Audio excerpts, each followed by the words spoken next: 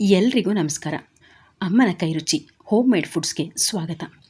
ನಮ್ಮಲ್ಲಿ ಮನೆಯಲ್ಲೇ ತಯಾರಿಸಿದ ಉತ್ತಮ ಗುಣಮಟ್ಟದ ಅಕ್ಕಿ ಹಪ್ಪಳ, ಮಸಾಲ ಅಕ್ಕಿ ಹಪ್ಪಳ, ಜೋಳದ ರೊಟ್ಟಿ ಮತ್ತು ಖಡಕ್ ರೊಟ್ಟಿ, ಅಕ್ಕಿ ರೊಟ್ಟಿ, ಪುಳಿಯೋಗರೆ ಪೌಡರ್, ಸಾಂಬಾರ್ ಪುಡಿ, ಉಪ್ಪಿನಕಾಯಿಗಳು ಮತ್ತು ಬೆಟ್ಟದ ನೆಲ್ಲಿಕಾಯಿ ತೊಕ್ಕು, ಅಗಸೆ ಬೀಜದ ಚಟ್ನಿ ಪುಡಿ, ಶೇಂಗಾ ಚಟ್ನಿ ಪುಡಿ ಸಿಗುತ್ತದೆ. ಮತ್ತು ಇನ್ನೂ ಯಾಕೆ ತಡ ಮಾಡ್ತಾ ಇದ್ದೀರಾ? ಸ್ಕ್ರೀನ್ ಮೇಲೆ ಕೊಟ್ಟಿರೋ ನಂಬರ್ಗೆ ಕಾಲ್ ಮಾಡಿ ನಿಮಗೆ ಬೇಕಾಗಿರುವಂಥ ಐಟಮ್ಸ್ಗಳನ್ನು ಆರ್ಡರ್ ಮಾಡಿ ನಿಮ್ಮ ಮನೆ ಬಾಗಿಲಿಗೆ ತರಿಸ್ಕೊಳ್ಳಿ. ಒಲವು ಮೂಡದಿರಲು ಮನವು ಅರಳದು, ಅಧ್ಯಾಯ 158. ಹಾಗಾದರೆ ನನ್ನ CA ಪ್ರಾಕ್ಟೀಸ್ ತಪ್ಪೋಗುತ್ತಲ್ಲ ಅಂತಂದ್ಲು ಅದಿತಿ. ಅವಳ ಮಾತಿಗೆ ಸೊಂಟವನ್ನು ಬಲವಾಗಿ ಹಿಡಿದು ತನ್ನತ್ತ ಎಳ್ಕೊಂಡೋನು, ಪ್ರಾಕ್ಟೀಸ್ ತಪ್ಪಿ ಹೋಗಬಾರ್ದು ಅಂತಾನೆ ನೀನು ನನ್ನ ಕಂಪನಿಲೇ ಅಕೌಂಟ್ಸ್ ಡಿಪಾರ್ಟ್ಮೆಂಟ್ನ ಹೆಡ್ಡಾಗಿ ಕೆಲಸ ಮಾಡ್ಬೋದು, ಅದು ಕೂಡ ಮಗು ಆಗೋವರೆಗೆ ಮಾತ್ರ ಅಂತ ಅಂದಾಗ ಅದಿತಿಗೆ ಖುಷಿಯಾಗಿತ್ತು. ಹಾಗಾದರೆ ನಾನು ಯಾವಾಗಿಂದ ಕೆಲಸಕ್ಕೆ ಸೇರಲಿ ಬಾಸ್ ಅಂತ ಕೇಳಿದ್ಲು ಅದಿತಿ. ನೀನು ಈಗಲೇ ಸೇರಿದ್ರೂ ನಂಗೆ ಯಾವ ಅಭ್ಯಂತರನೂ ಇಲ್ಲ, ಬೇಕಾದರೆ ಇನ್ನೂ ಸ್ವಲ್ಪ ದಿನ ಬಿಟ್ಟು ಬಾ ಅಂತಂದ ವಸಿಷ್ಠ. ಇಲ್ಲ, ನಾನು ನಾಳೆಯಿಂದನೇ ಬರ್ತೀನಿ, ಅತ್ತೆ ಮಾವನ ಹತ್ರ ನೀವೇ ಮಾತಾಡಿ ಅಂತಂದಾಗ ಅದಕ್ಕೂ ಒಪ್ಕೊಂಡ ವಸಿಷ್ಠ. ಇಬ್ಬರು ಮಾತಾಡ್ತಾ ಮುದ್ದು ಮಾಡುತ್ತಾ ಒಬ್ರನ್ನೊಬ್ಬರು ತಪ್ಪಿಕೊಂಡು ಮಲಗಿದ್ರು. ಮಾರನೇ ದಿನ ಬೆಳಗ್ಗೆ ಎದ್ದೋಳು ತನ್ನ ಕೆಲಸಗಳನ್ನು ಮುಗಿಸ್ದೋಳು ತಿಂಡಿಯನ್ನು ಡೈನಿಂಗ್ ಟೇಬಲ್ ಮೇಲೆ ಜೋಡಿಸೋವಾಗ ಎಲ್ಲರೂ ಬಂದು ತಿಂಡಿಗೆ ಕೂತ್ಕೊಂಡ್ರು. ಎಲ್ರಿಗೂ ತಿಂಡಿ ಬಡಿಸಿದ ಅದಿತಿ ಅವಳು ಕೂತು ತಿಂಡಿ ಮಾಡ್ತಾಯಿದ್ಲು. ಆಗ ವಸಿಷ್ಠ ತನ್ನ ಮಾತನ್ನು ಶುರು ಮಾಡ್ದ. ಅಮ್ಮ, ಅಪ್ಪ, ಅದಿತಿ ಇನ್ಮುಂದೆ ನನ್ನ ಕಂಪನಿಯಲ್ಲಿ ಅಕೌಂಟ್ಸ್ ಹೆಡ್ಡಾಗಿ ಕೆಲಸ ಮಾಡ್ತಾಳೆ. ಅದಕ್ಕೂ ಮೊದಲು ಒಂದು ವಿಷಯ ಹೇಳಬೇಕು. ಅದಿತಿ ಅವಳದ್ದೇ ಆದ ಒಂದು CA ಫರ್ಮ್ ನಡೆಸಬೇಕು ಅಂತ ಅಂದ್ಕೊಂಡಿದ್ದಾಳೆ. ಆದರೆ ಸದ್ಯಕ್ಕೆ ಅದನ್ನು ಮುಂದೆ ಹಾಕು ಅಂತ ನಾನೇ ಹೇಳಿದ್ದು. ಯಾಕಂದರೆ ಈಗ ಅವಳು CA ಫರ್ಮ್ ಮಾಡಿಕೊಂಡು ಕೂತ್ಕೊಂಡ್ರೆ ಅವಳ ಪರ್ಸ್ನಲ್ ಲೈಫ್ನಲ್ಲಿಯೂ ಏರುಪೇರಾಗ್ಬೋದು. ಅದಕ್ಕೆ ಅಂದರೆ ನಮಗೆ ಒಂದು ಮಗು ಆದ ನಂತರ ಮಗುವಿನ ಬಗ್ಗೆ ನೀವು ಗಮನ ತಗೋತೀವಿ ಅಂತಂದರೆ ಅವಳು CA ಫರ್ಮ್ ಮಾಡಿಕೊಂಡು ಹೋಗಲಿ. ಅಲ್ಲಿವರೆಗೂ ಅವಳು ಕಲಿತಿರುವ ಟಚ್ ಬಿಟ್ಟು ಹೋಗಬಾರ್ದು ಅಂತ ಅವಳು ನನ್ನ ಕಂಪನಿಯಲ್ಲಿ ಅಕೌಂಟ್ಸ್ ಹೆಡ್ಡಾಗಿ ಕೆಲಸ ಮಾಡಲಿ ಅಂತಂದ ವಸಿಷ್ಠ. ಗಜಲಕ್ಷ್ಮಿ ಅವರಿಗೆ ನಿಜಕ್ಕೂ ಖುಷಿಯಾಗಿತ್ತು. ಮಗ ಸೊಸೆ ಇಬ್ಬರು ಅವರ ಕೆರಿಯರ್ ಜೊತೆಗೆ ಅವರ ಪರ್ಸ್ನಲ್ ಜೀವನದ ಬಗ್ಗೆಯೂ ಇಷ್ಟೆಲ್ಲ ಯೋಚನೆ ಮಾಡಿದ್ದು ಅವರಿಗೆ ಖುಷಿ ಕೊಟ್ಟಿತ್ತು. ಆಯಿತು ವಸಿ, ನನಗೂ ನಿಮ್ಮಿಬ್ಬರ ನಿರ್ಧಾರದ ಬಗ್ಗೆ ಖುಷಿ ಆಯಿತು. ನಿಜ ಹೇಳಬೇಕು ಅಂತಂದರೆ ಈಗಿನ ಮಕ್ಕಳು 4-5 ವರ್ಷ ಅಂತ ಗ್ಯಾಪ್ ತಗೊಂಡು ಸೆಟಲ್ ಆದ ನಂತರ ಮಕ್ಕಳು ಮಾಡಿಕೊಳ್ಳೋ ನಿರ್ಧಾರ ಮಾಡ್ತಾರೆ. ಆದರೆ ನೀವಿಬ್ಬರು ಅದನ್ನೆಲ್ಲ ಯೋಚಿಸಿ ಮಗು ಆದ ನಂತರವೇ ಕೆರಿಯರನ್ನು ಮುಂದುವರಿಸೋಕೆ ನೋಡಿದ್ದೀರಾ.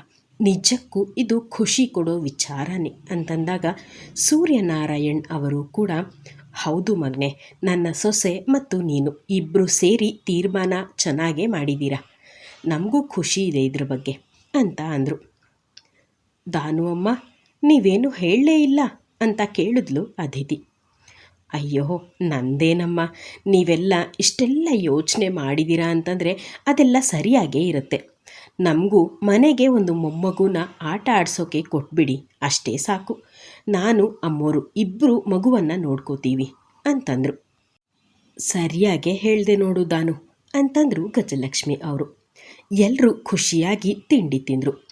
ಸೂರ್ಯನಾರಾಯಣ್ ಅವರು ಆಭರಣದ ಶೋರೂಮ್ ಕಡೆಗೆ ಹೋದರೆ ವಸಿಷ್ಠ ಮತ್ತು ಅದಿತಿ ಇಬ್ಬರು ಆಫೀಸಿಗೆ ಹೋದರು. ಆಫೀಸಿಗೆ ಬಂದಾಗ ಅದಿತಿಗೆ ಎದುರಾಗಿದ್ದು ಅಚ್ಯುತ್. ಅವನನ್ನು ಕಂಡು ಗುಡ್ ಮಾರ್ನಿಂಗ್ ಅಚ್ಯುತ್ ಸರ್ ಎಂದು ತಾನೇ ಮುಂದಾಗಿ ವಿಶ್ ಮಾಡಿದಳು ಅದಿತಿ. ಗುಡ್ ಮಾರ್ನಿಂಗ್ ಮೇಡಮ್ ಅಂತ ಅಚ್ಯುತ್ ಕೂಡ ವಿಶ್ ಮಾಡ್ದ. ಏನು ಸರ್, ನಾನು ಹೇಳಿದ ವಿಷಯವನ್ನು ಮರ್ತಿದ್ದೀರಾ ಅಥವಾ ಅಂತ ಕೇಳಿದ್ಲು ಅದಿತಿ ನಗುತ್ತಲೇ. ಅದಕ್ಕೆ ಅಚ್ಯುತ್ ಕೂಡ ನಗುತ್ತಲೇ, ಇಲ್ಲ ಮೇಡಮ್, ಅವರು ಯಾರು ಅಂತ ಸದ್ಯಕ್ಕೆ ಪತ್ತೆ ಹಚ್ಚಿದ್ದಾಯಿತು, ಈಗ ಅವರೇನಾ ಅಂತ ಕನ್ಫರ್ಮ್ ಮಾಡ್ಕೊಳ್ಳೋ ಪ್ರಯತ್ನದಲ್ಲಿ ಇದ್ದೀನಿ. ಅದು ತಿಳಿದ್ರೆ ಇನ್ಯಾವತ್ತೂ ನನ್ನ ಜೀವನದಿಂದ ಹೊರ ಹೋಗದಂತೆ ಅವರನ್ನು ಕಟ್ ಹಾಕೋದೆ, ಅದು ಕೂಡ ಪ್ರೀತಿಯ ಮಂಗಳಸೂತ್ರದಿಂದ ಅಂತ ಅಂದಾಗ ಅದಿತಿ ನಕ್ಕವಳು, ಆಲ್ ದ ಬೆಸ್ಟ್ ಸರ್, ನನ್ನಿಂದ ಏನೇ ಸಹಾಯ ಬೇಕಿದ್ರೂ ಕೇಳಿ ಅಂತ ವಸಿಷ್ಠನ ಕ್ಯಾಬಿನ್ಗೆ ಹೋದಳು. ಮೂರ್ತಿ ಅವರು ವಸಿಷ್ಠನ ಕ್ಯಾಬಿನ್ಗೆ ಬಂದಾಗ ಅದಿತಿ ಮೊದಲು ತನ್ನ ಮಾವನನ್ನು ಮಾತಾಡಿಸಿದ್ಲು. ಅವರು ಕೂಡ ಅದಿತಿಯ ತಲೆಯನ್ನು ಸವರಿ, ನಾನು ಚೆನ್ನಾಗಿದ್ದೀನಿ ಕಂದ, ನಿನ್ನಮ್ಮ ಕೇಳ್ತಾ ಇದ್ಲು, ಫ್ರೀ ಇದ್ದಾಗ ಒಂದು ಸರ್ತಿ ಮನೆಗೆ ಬಂದು ಹೋಗಬಾರ್ದಾ ಅಂದಾಗ ಅದಿತಿಗೂ ಅನಿಸಿತ್ತು ತಾನು ತುಂಬ ದಿನದಿಂದ ಮಾನಸ ಅಮ್ಮನ ಮನೆಗೆ ಹೋಗಿಲ್ಲ ಅಂತ. ಈ ವೀಕೆಂಡ್ ಖಂಡಿತ ಬರ್ತೀನಿ ಮಾವ ಅಂತ ಹೇಳಿದ್ಲು ಅದಿತಿ. ಮೂರ್ತಿ ಸರ್, ಅದಿತಿಯನ್ನು ಇಂದಿನಿಂದ ಅಕೌಂಟ್ಸ್ ಹೆಡ್ಡಾಗಿ ಅಪಾಯಿಂಟ್ ಮಾಡಿ, ಹಾಗೆ ಎಲ್ರಿಗೂ ಪರಿಚಯಿಸಿ ಅಂತ ಹೇಳ್ದ ವಸಿಷ್ಠ. ಮೂರ್ತಿ ಅವರು ಕೂಡ ಅದಕ್ಕೆ ಒಪ್ಕೊಂಡು ಅದಿತಿಯನ್ನು ಕರ್ಕೊಂಡು ಹೋದರು. ಅಕೌಂಟ್ಸ್ ಡಿಪಾರ್ಟ್ಮೆಂಟಿನ ಎಲ್ಲರಿಗೂ ಅದಿತಿ ಮೊದಲೇ ವಸಿಷ್ಠನ ಹೆಂಡತಿ ಅಂತ ತಿಳಿದಿದ್ದರಿಂದ ಎಲ್ಲರೂ ಅವಳಿಗೆ ವೆಲ್ಕಮ್ ಮಾಡಿದ್ರು. ಹಾಗೆ ಅದಿತಿಯ ಕ್ಯಾಬಿನ್ ತೋರಿಸಿದ ಮೂರ್ತಿ ಅವರು, ನಾನು ಹೋಗ್ತೀನಿ ಪುಟ್ಟ, ಏನಾದರೂ ಬೇಕಾದರೆ ನನ್ನನ್ನು ಕೇಳು ಅಂತ ಹೇಳಿ ಅಲ್ಲಿಂದ ಹೋದರು. ಅದಿತಿ ಅವಳಿಗೆ ಕೊಟ್ಟ ಕ್ಯಾಬಿನ್ನಲ್ಲಿ ಕೂತವಳ ಬಳಿ ಬಂದ 25ರ ಆಸುಪಾಸಿನ ಹುಡುಗಿ, ಮೇಡಮ್ ಏನಾದರೂ ಬೇಕಾದರೆ ನನ್ನನ್ನು ಕೇಳಿ ಮೇಡಮ್, ಈ ಮೊದಲು ಇದ್ದ ಅಕೌಂಟ್ಸ್ ಹೆಡ್ಗೆ ನಾನು ಅಸಿಸ್ಟೆಂಟ್ ಆಗಿದ್ದೆ ಅಂತಂದ್ಲು ಅವಳು. ನಿನ್ನ ಹೆಸರೇನು ಅಂತ ಕೇಳಿದ್ಲು ಅದಿತಿ. ಮೇಡಮ್ ನಾನು ನವ್ಯ ಅಂತಂದಾಗ, ಓಕೆ ನವ್ಯ, ಸದ್ಯಕ್ಕೆ IT ಫೈಲಿಂಗ್ ಮಾಡೋಕ್ಕೆ ಇನ್ನೂ 6 ತಿಂಗಳ ಸಮಯ ಇದೆ. ಸೊ ಈ ಕಂಪನಿಯ ಹಿಂದಿನ 6 ತಿಂಗಳ ಲೆಕ್ಕದ ಫೈಲನ್ನು ತಗೊಂಡು ಬಾ ಅಂತ ಕೇಳಿದ್ಲು. ಓಕೆ ಮ್ಯಾಮ್ ಅಂತ ಹೋದ ನವ್ಯ ಹಿಂದಿನ 6 ತಿಂಗಳ ಅಷ್ಟು ಫೈಲ್ಸನ್ನು ತಗೊಂಡು ಬಂದು ಕೊಟ್ಟಳು. ಅದಿತಿ ಎಲ್ಲವನ್ನ ತೆಗೆದು ಓದೋಕ್ಕೆ ಶುರು ಮಾಡಿದ್ಲು. ಮೂರ್ತಿ ಅವರು ವಸಿಷ್ಠನ ಕ್ಯಾಬಿನ್ಗೆ ಬಂದವರು, ಸರ್, ನ್ಯೂಯಾರ್ಕ್ ಸಿಟಿಯಿಂದ ತಾರಿಕಾ ಮೇಡಮ್ ಅವರು ಚೆಕ್ ತಗೊಂಡು ಇವತ್ತು ಫ್ಲೈಟ್ಗೆ ಬರ್ತಾ ಇದ್ದಾರಂತೆ ಅಂತ ಅಂದರು. ಓಕೆ, ಬರಲಿ ಮೂರ್ತಿ ಸರ್, ಅವರನ್ನು ಪಿಕ್ ಮಾಡೋ ಏರ್ಪಾಟ್ ಮಾಡಿ ಅಂತ ಹೇಳ್ದ ವಸಿಷ್ಠ. ಅದಿತಿ ಅವಳ ಕ್ಯಾಬಿನ್ನಲ್ಲಿ ಕೂತು ಎಲ್ಲ ಲೆಕ್ಕವನ್ನು ಪರಿಶೀಲಿಸ್ತಾ ಇದ್ಲು.